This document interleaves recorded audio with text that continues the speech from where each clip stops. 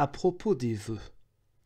Premièrement, chacun sait bien que nous ne parlons pas ici des vœux promettant fidélité et loyauté que nous, humains, avons l'habitude d'échanger et dont chacun doit tenir compte par souci de confiance et de fidélité, sauf à n'être pas digne de foi envers les gens.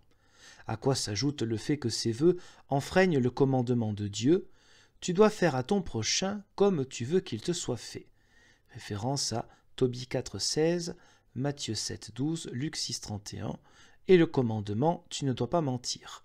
Lévitique 19,11. Nous parlons au contraire ici des vœux qu'on fait à Dieu, en lui promettant quelque chose. Votum, c'est-à-dire vœu, n'est pas utilisé dans tout l'Ancien Testament, autrement que pour un sacrifice ou un don que l'on promet à Dieu. Pour autant que je comprenne les livres du Lévitique, des Nombres et du Deutéronome. Ce qui se trouve en revanche à propos des vœux dans les psaumes et les prophètes, ou dans les livres de Salomon et d'autres, est entendu soit sous la forme d'un don ou d'un sacrifice promis à Dieu, soit des dons qui se rapportent à Christ, qui est le seul véritable sacrifice. Il ne s'agit pas non plus de ce que les Naziréens promettaient à Dieu en Nombre 6, 1-21. Car il ne s'agit en l'occurrence de rien d'autre que d'un sacrifice par lequel l'homme ne se promet à Dieu que par un comportement extérieur, quant à ce qu'il devrait manger ou boire, ne pas toucher ou ne pas se raser la tête, etc.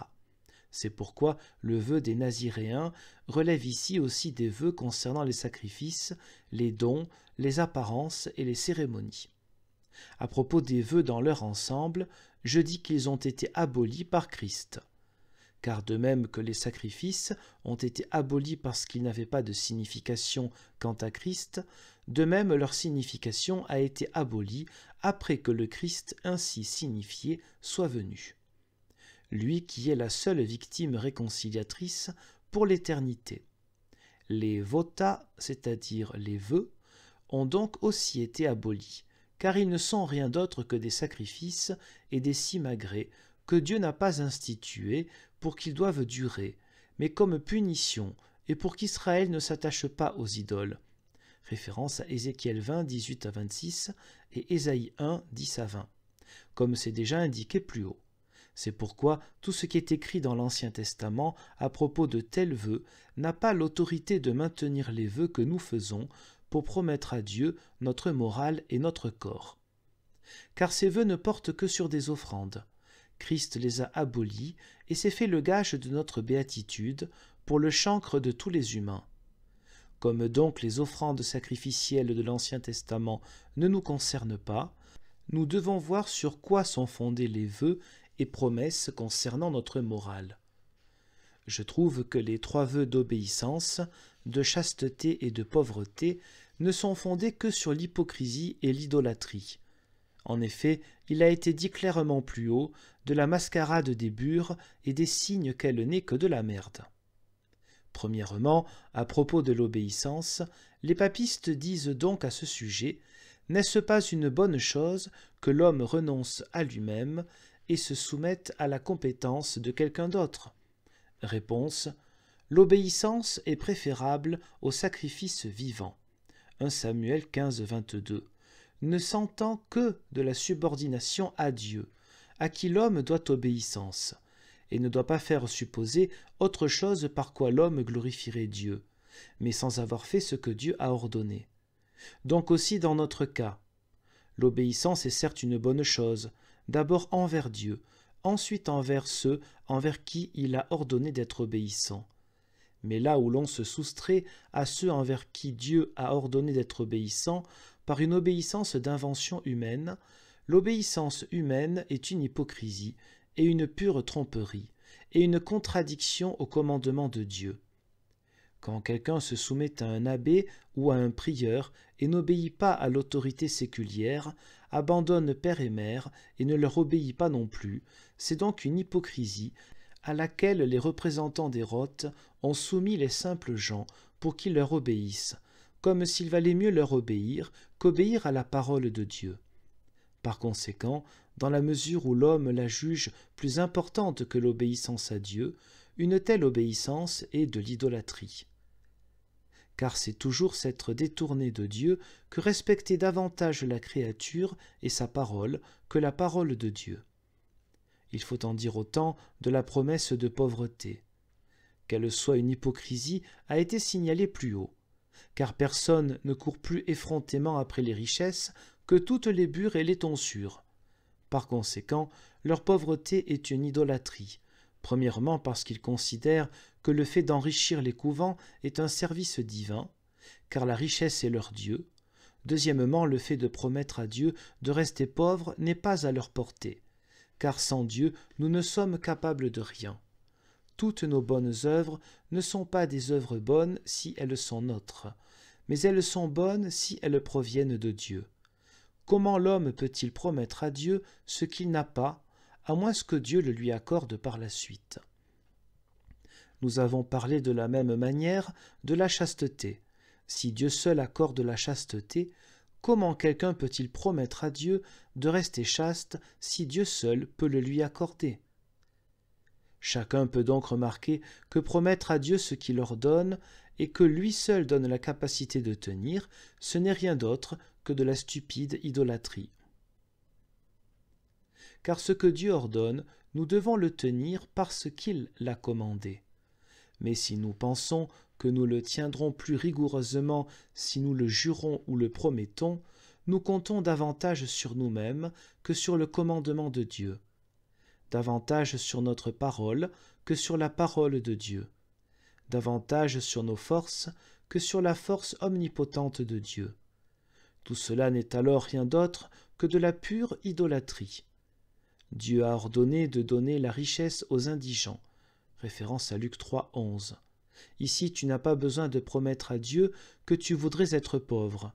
Tu es de toute manière redevable de donner ton deuxième habit à celui qui en a besoin, et de partager avec lui ta nourriture et d'autres choses est bien nécessaire. Car si tu promets cela à Dieu, il n'est plus en ton pouvoir de tenir ta promesse. Oui, si tu mets en toi-même et en tes propres forces l'espoir de vouloir et pouvoir la tenir, tu es maudit, car tu as fait de la chair ta force. Jérémie 17,5. Qui maintenant ne voit pas d'où proviennent les vœux confus? Ne voit-on pas qu'ils proviennent des jacasseries du libre arbitre qui contredisent la sollicitude de Dieu? Qu'elles proviennent de l'idée de profit qui s'oppose à la grâce de Dieu?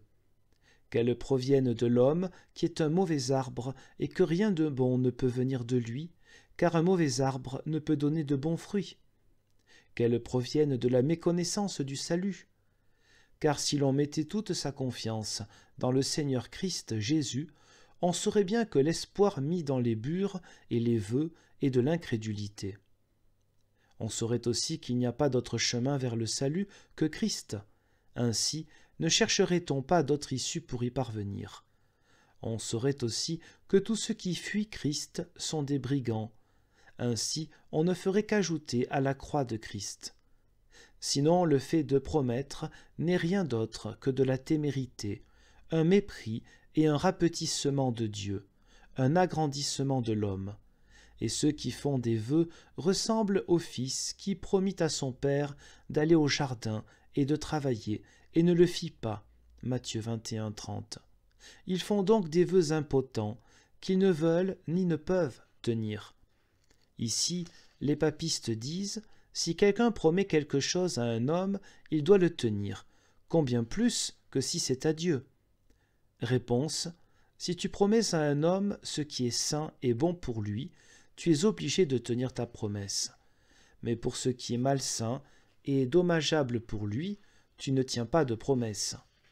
Tu ne donnes pas de couteau à un enfant, même si tu le lui as promis. Tu vois bien qu'envers les humains, une promesse peut n'être pas suivie d'effet, mais, dans le cas qui nous occupe, tu ne peux pas promettre à Dieu la pauvreté. Tu dois seulement prêter l'oreille à ce que Dieu te dit et attacher bien plus de prix à sa parole qu'à l'engagement d'un homme. Je passe sous silence le fait que tu lui promets d'observer sa parole et que tu ne peux pas observer sans sa force. Et voici que tu lui promets ce dont tu vois que tu ne le tiendras pas, et même que c'est impossible à tenir devant le peuple qui voit seulement ce qui est contraire à ce qui a été promis. Quand des moines et des nonnes font vœu de pauvreté, personne ne recherche plus assidûment les biens, et ils renoncent à l'obéissance selon Dieu et prônent la leur.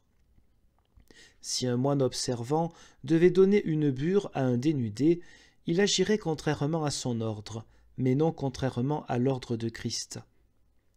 Il s'ensuit nécessairement que leur obéissance contredit l'obéissance selon Dieu. C'est pourquoi, aussi souvent qu'ils disent « Mais ne doit-on pas tenir ce qu'on a promis à Dieu ?» je désire leur répondre ce que dit Ésaïe 1, verset 12, « Qui a demandé cela de vos mains ?» Ils répondent « C'est que nous avons fait vœu de pauvreté. » Je dis « Qui l'a exigé de vous ?» Oui, si vous vouliez promettre à Dieu ce qu'il a ordonné de faire, vous seriez dans l'erreur, comme cela vient d'être signalé, car vous ressembleriez à Pierre et aux disciples qui promettaient à Christ d'aller à lui à la mort et en prison. Référence à Luc 22, 33, Marc 14, 31. Car c'est Dieu qui agit en nous et non nous-mêmes. Pourquoi voudrions-nous alors promettre sur nous-mêmes ? Aucun fils ne promet à son père de vouloir faire ce que le père lui ordonne. Ou alors le père dirait « Tu n'as pas à promettre, tu dois faire ce que je t'ordonne, ou alors je t'apprendrai à le faire. » Mais il est confronté à la parole de son père et la respecte davantage que son propre vœu. Nous sommes de même des enfants de Dieu et ses fils premiers-nés. Nous ne devons rien désirer promettre pour nous-mêmes, car nous sommes siens d'âme et de corps. Comment pourrions-nous donc nous vouer à lui alors que nous sommes siens ? En effet, dès le moment où nous nous vouons à lui, nous signalons que nous ne sommes pas siens.